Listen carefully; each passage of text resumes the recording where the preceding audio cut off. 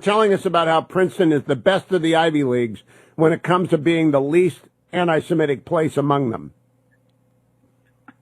It's a major distinction, Hugh. But watching that exchange yesterday between Representative Stefanik, who just did an incredible job holding these university presidents accountable, it's clear that our most elite institutions have just lost their way. And keep in mind, these are the same institutions whose leaders and professors constantly lecture us about the moral failings of America and concepts like social justice. But these concepts seem to disappear when you're talking about, students calling for the genocide of Jewish students, or when you're talking about the Chinese Communist Party, which universities are very hesitant to criticize because the CCP is a major source of money. Chinese students are very lucrative.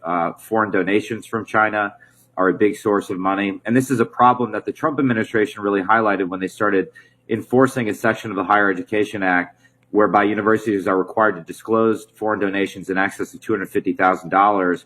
It was discovered that there were about $6 billion in unreported donations, which is why it's important that we pass Michelle Steele's act today, the Deterrent Act, to hold these universities accountable, because if we keep going down this path, they become nothing more than unregistered lobbyists for authoritarian regimes that give them money. And the moral failings were on clear display yesterday.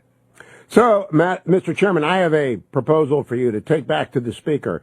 A must-pass bill is coming your way. It's going to have the appropriation for Israel, the appropriation for Ukraine, and border security funding. It will get through the Senate. It will come to the House. I'm going to suggest that you folks attach a writer exercising the spending power, which is in the Constitution. You're a PhD, so you might not know that. You're not a lawyer. But the spending power is actually a constitutional power. You don't have to give any money to these universities. But you can say not a single dollar will go to any of the aforementioned universities. Harvard, Columbia, Cornell, NYU, MIT, Northwestern, Princeton if it's bad, the University of California, San Diego, wherever there is anti-Semitism, until such time as a report satisfactory to the Congress is made of the changes made and the personnel who have been dismissed or resigned to our satisfaction. You're all cut off. And you know what? You'd get results if you did that, and I think the country would rise in unanimous applause, as they are for Elise Stefanik, because I think we're sick of this stuff, Congressman. What do you think? Yeah, it's amazing how many people yesterday sent me that exchange. And these aren't people on the far right. These are people, in the middle, people in the center left. I do think there's a shared sense among Americans that our elite universities have gone horribly astray. It's why you're seeing new experiments pop up, like the University of Austin, sort of an experiment in a non-woke college. I've heard of this thing called the Constitution that you referenced, Hugh. I do seem to remember that we have that power. We rarely exercise it. We tend to sort of surrender that power to the executive branch. So I am in favor of something that involves both the reclamation of that power as well as holding universities accountable. I've long made the case that at a minimum, we need to be taxing the endowment of elite universities, particularly when those endowments are being invested in countries like China. And of course, we should prohibit the ability of university endowments to invest in China, particularly where it's fueling China's military modernization and technology that's being used to perpetrate a genocide. It can have two paragraphs. The writer can have two paragraphs. Remember, the spending power was used when we wanted every one of the states to raise the drinking age to 21. So the spending power was invoked, and in South Dakota v. Dole, it was upheld by the court that no money, no gas tax went to any state if they didn't make the drinking age 21. You know what? They all made the drinking age 21. So you can simply pat not a dime until and unless we get a report that shows no ties to the Chinese Communist Party and a list of actions taken to our satisfaction. We'll return the money after you show us, and I think it would include firing President Gay. I am embarrassed as a Harvard alum that this basically mob boss attitude was taken by these three presidents, and they took the academic equivalent of the Fifth Amendment. They invoked student privacy.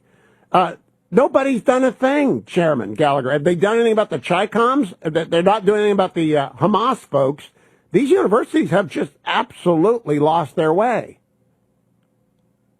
And they're churning out graduates, even at elite universities, that just aren't prepared to survive in the modern economy with a dubious skill set. I would note on the drinking issue, Hugh, there is something resembling a Wisconsin loophole, which is you can drink in Wisconsin at any age if you are with your parents, except for the ages of 18 to 21, because then you're an adult. So as with all things, there's sort of a unique constitutional constellation in Wisconsin. Does that involve fermented cheese?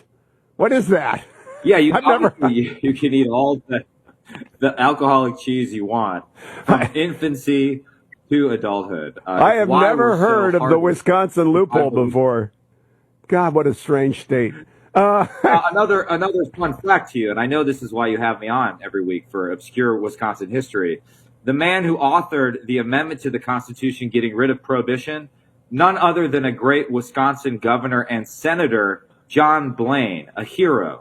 Also, the only senator to vote against the Kellogg-Briand Pact in the 1930s. So, but let's not confuse him with Governor Blaine. The Blaine amendments are unconstitutional nightmares. They came out of Jimmy Blaine in Maine, so let's not confuse our Blaines. But why is the Paul Bunyan statue in Michigan? Paul Bunyan is a Wisconsinite, okay? No, but the statue's in Michigan.